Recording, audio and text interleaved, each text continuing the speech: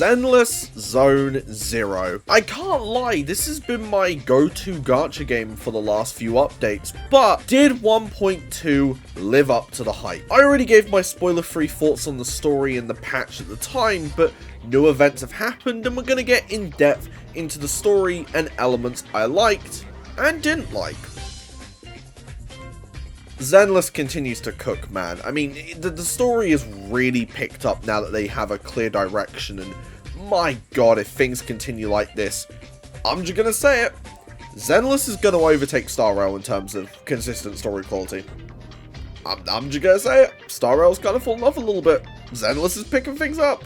It just is what it is. We head to the Outer Ring and encounter the Sons of Calydon during the Tour de Inferno. Basically, a massive race that also doubles up as a way of keeping ether contamination down in the Outer Ring. The concept is super simple.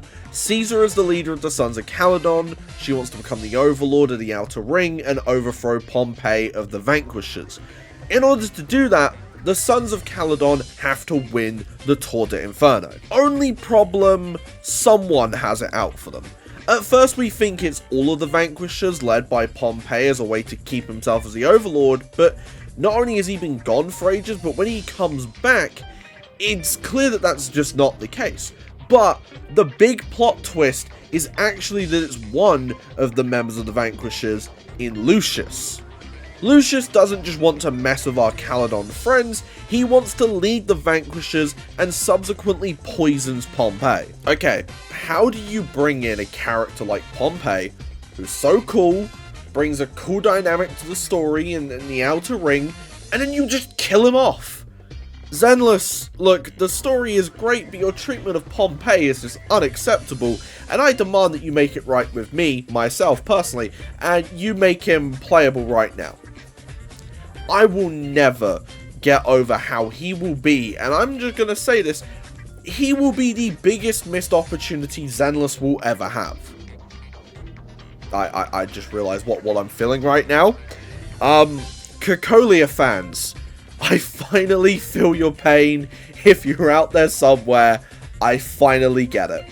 But Pompey treatment aside, this story is great at making the Sons of Calydon interesting, which is what these stories do best.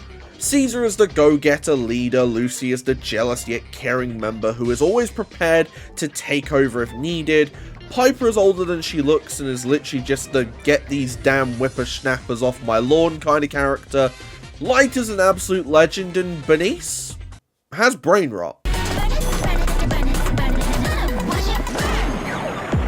I came into this story only really being a big fan of Burnice, and I left with an appreciation of all of the characters. Except maybe Piper, I'm still not a major fan of her, but not everyone can win me over. And then, the post-credits scene. It's all adding up. The old teaser from a while ago with all these characters we've never seen before, the flashback or flash forward of Bell and Wise by Hollow Zero, and now finally getting some context, clues and massive developments on this is absolutely what we needed.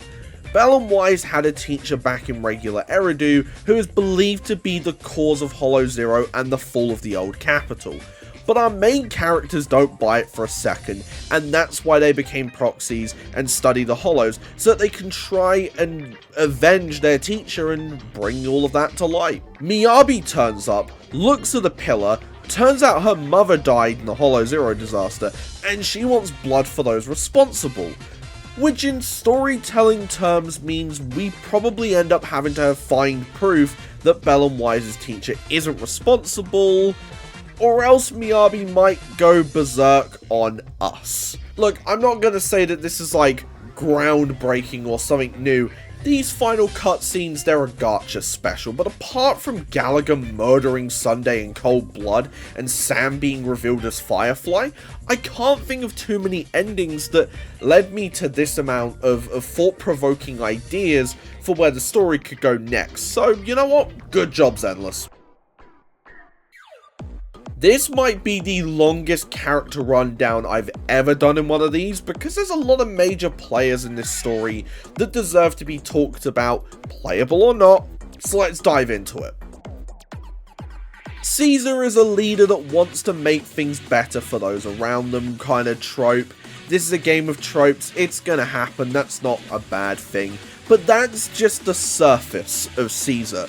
She has complexities about her, she cares about those around her, and she's willing to sacrifice herself and her dreams of being Overlord just to make sure that the Outer Ring is safe. So very deserving of the main character spot in this story. Her design still isn't that great, her hair should be silver, fight.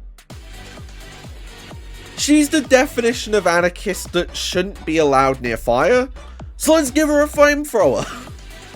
Burnice is amazing, I wish she had more time to shine, but she is the definition of making your moments count. Her design, top notch. Her character, top notch. Her brain rot, yeah, that's uncurable. Here's to hoping we see more of Burnice, and we all get brain rot because of it. Man, oh man. Lighter is the character I've low-key been waiting for in this game. See, I have the big bear, the mechanic, the brain rot arsonist, and now I have kind of Sampo in yet another game. Really, he's serious Sampo, and that's a very scary thought. Lighter is a somewhat background character for this story, except for one mission, and that one mission made me a massive fan of him. I can't say anything other than, like, this is my I like this character because he's cool character. Everything he's done so far has made me a fan, and his dynamic within the Sons of Calydon adds so much to that. Surprisingly, Lucy went up in my estimations. I came in thinking she was one type of character, this kind of pretender character trying to fit in with the Sons of Calydon, but she isn't a pretender. She left her life of luxury to join Calydon, and it's clear she values the group highly. She might argue with Caesar and question her choices, but it all comes from a place of wanting to make sure every decision is thought out. Look, I want to say a lot about Piper, but it would probably just be I don't get her. She has a unique character, but it's just not my cup of tea. This old soul that keeps seeing the Sons of Calydon doing crazy things and does nothing about it. She is, brace yourself, wrestling reference coming here, the CM Punk of that group. I'm hurt, and I'm old, and I'm fucking tired, and I work with fucking children. I just don't click with her character, and honestly that's fine, because I know so many people do, and you know what? Go off. I salute you. Make him playable. Why would you wave the carrot under my nose? Why bring in this absolute legend and then not make him playable and literally tell people he'll never be playable? The look. Look, gacha games, make a character like this, make them balked, and I'm their #1 fan. The character. This man is just so cool. He's like Lighter. He has this presence about him. Yet he's incredibly dedicated to his role of Overlord and making sure the people's needs come before anything else. It's such a cool character trait, and his character is just so cool, man. Zenless devs, please listen. You are leaving money on the table, my money, by not making him playable. I will never recover from this, and once again, Cocolia fans, I understand now. 1.2 events. Now, did this game finally make me care about events? Kind of, right? Like, there were some really good standout ones, but I'm really just waiting on that simulator battle trial. I really am. But what about 1.2's events? What did I think about them? Well, let's get into it. Overlord's Feast is the event I clocked in the most amount of time for. It was a fun diner simulator where you help the Sons of Calydon build up Cheesetopia, and well, this was fun. The diner simulator part anyway. The side quest felt weirdly thrown in just to pad the event out. Why should I run around doing side quests for people and finding people when they could just inquire in the diner itself? So it helped break down what could be a very monotonous customer service session. This was definitely a move in the right direction as far as events go, but it still has a ways to go before I ultimately feel enticed to do everything an event offers right now. Bazaar Brigade. Yes, arcade minigames are the way, man. I'm a simple guy. Give me an arcade game with no real end and a multitude of possibilities, and I will play that for hours. Bazaar Brigade, for those that don't know, is basically just Vampire Survivors. You select a character, all with their own mechanics, starting buffs and debuffs, and you have to survive wave after wave of enemies.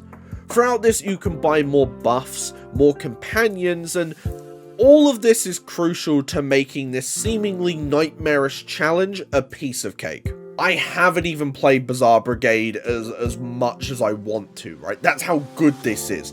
I know that I'm always kind of critical on events, right? But this feels bigger than just your typical gacha patch event, right? This is a whole game within a game, and I need more of these. Now, might I recommend a Streets of Rage type game, seeing as Lighter is going to be getting a similar mode to that in 1.3? Every other event is either done before or is just too run-of-the-mill for me to discuss at length on this review, but these are needed for the people who are going to be grinding for summons, and you know what? I'm there with you.